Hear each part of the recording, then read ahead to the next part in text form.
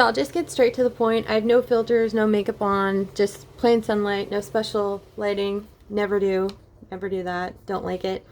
So Drunk Elephant, super popular, probably the second highest rated compared to SkinCeuticals. They're said that it's a almost complete dupe to it. However, this does have a pump. I don't think they're exactly the same based on the reviews I've seen online, but I decided to try it, and I absolutely hate the texture. It comes out kind of watery, and then it quickly turns into a gel and then into like a maple syrup that is super hard to spread. It did last quite a while. I kept it in the fridge just like I do all my other vitamin C's. So I was able to finish it before it completely went orange. It did start going a little yellow towards the end, but I finished this one. There was no irritation with it. I love the pump feature. I love how easy it is to just flip it like that.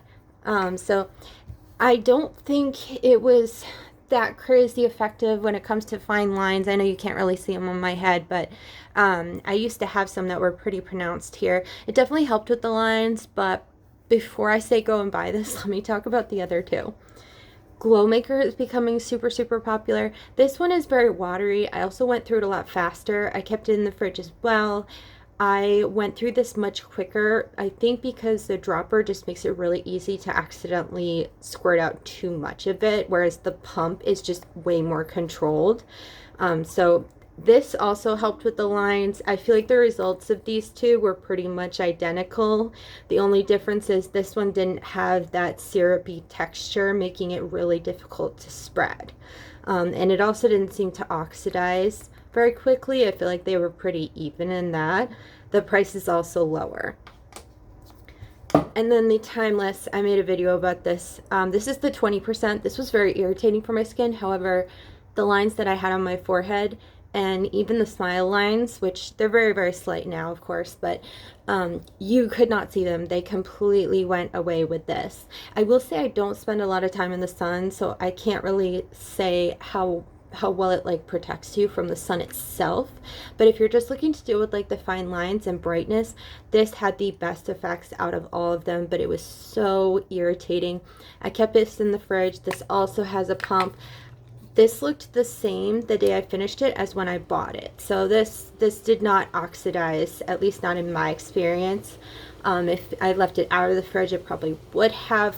But out of all three, this was the most effective when it came to brightness as well as lines. It was just very, very irritating. They do have a 10% version. I have not tried that. These are 15%. I feel like these were pretty equal in results. So if you're curious about them, Glow Maker has a lower price. I feel like this is going to be the winner, and a lot of people were recommending this, including dermatologists. If you don't have sensitive skin, Timeless is definitely the winner. It's also a decent price.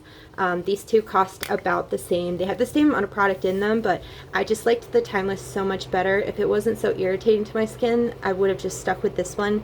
Right now I'm working on Dr. Brenner's. Dr. Brenner's also has the same texture issue that this one has, where it turns into kind of a syrupy texture, except it spreads a little bit easier, and the Dr. Brenner seems to have oxidized a bit faster. It's not quite orange. There's a slight tint of yellow, so I don't think it's like not good anymore. I think it's still working, but thus far I would have to recommend the Glow Maker for sensitive skin. Non-sensitive skin, Timeless, no question about it, most effective.